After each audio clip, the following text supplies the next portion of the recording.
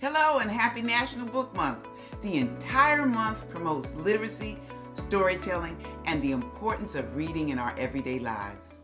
I'm KP Carter, the world's only readologist, award-winning author, lifelong educator, literacy coach, and founder of the Rockstar Reader University, where we help children grow into confident, joyful readers.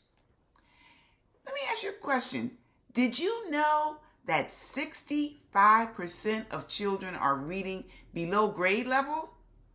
And only 39% of 9-year-olds reported that they read for fun every day. 39%. My mission is to change that one child at a time. You know, books are essential tools for expanding our minds and understanding the world around us. I want to kick off National Book Month by sharing the books that I write for children ages 8 to 12. This is book 1 of my Lizzie B series, Summertime with Lizzie B, and this is book 2, Lizzie B and the Great Camp Caper.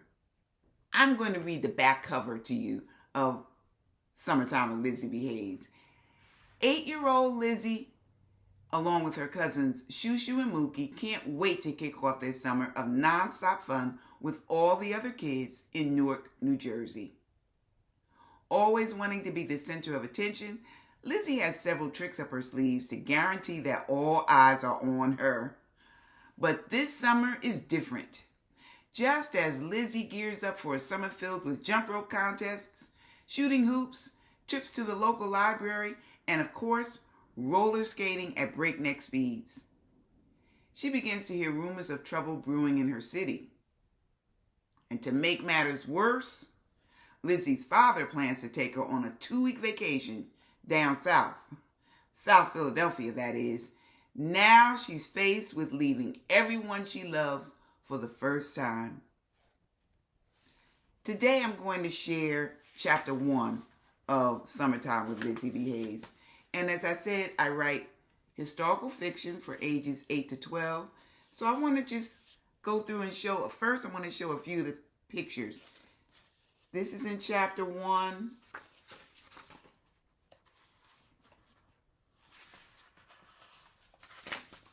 Here's a picture from chapter 2.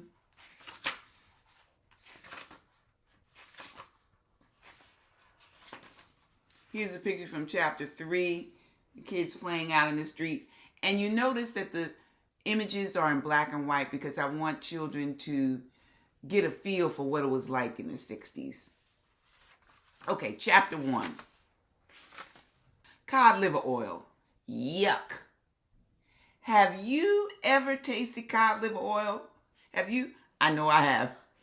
It's a slimy, fish-smelling medicine that grown-ups tell you will knock the cold right out of you.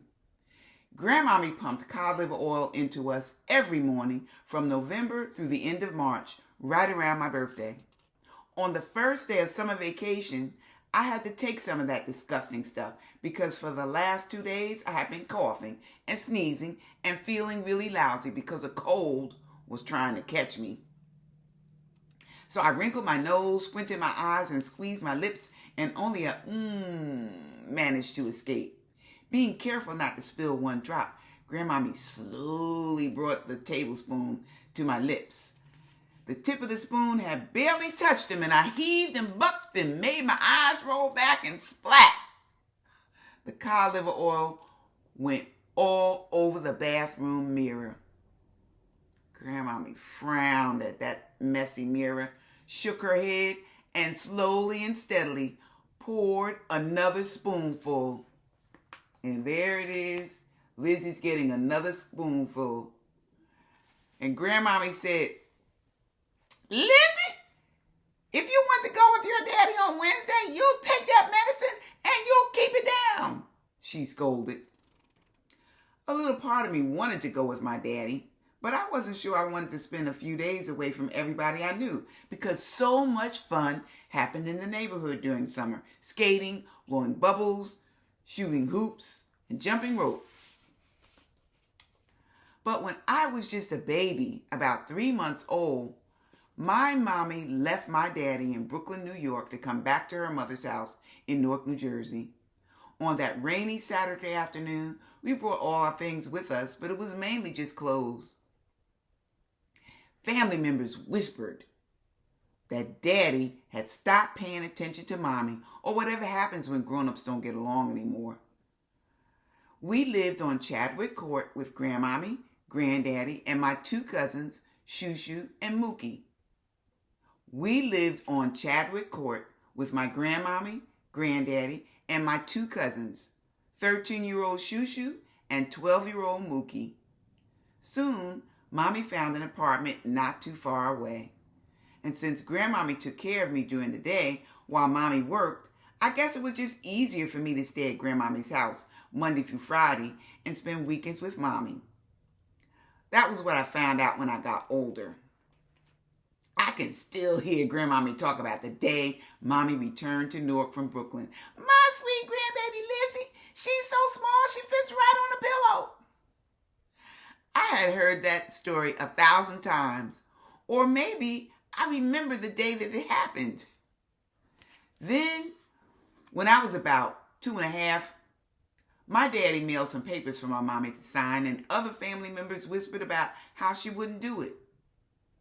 Later, I found out that they were divorce papers, and one day he called on Grandmommy's black shiny dollar phone, and I hid behind Grandmommy's chair and held onto the back of it and listened. Mommy cried into the phone, "But Dee, can't we work it out?" I could tell that my daddy was saying no on the other end of the phone because of that look on Mommy's face. And her face became blurry through my tears. That was chapter 1 of Summertime with Lizzie B. And I forgot to mention, I won an award for this book. The Children's Book Award. I was a Black Authors Matter finalist, and it was a contest sponsored by the National Black Book Fair.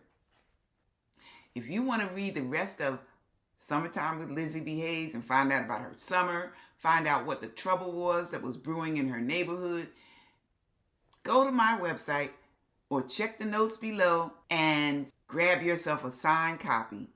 Thank you for listening, and I'll see you next time inside the Rockstar Reader University. And keep reading.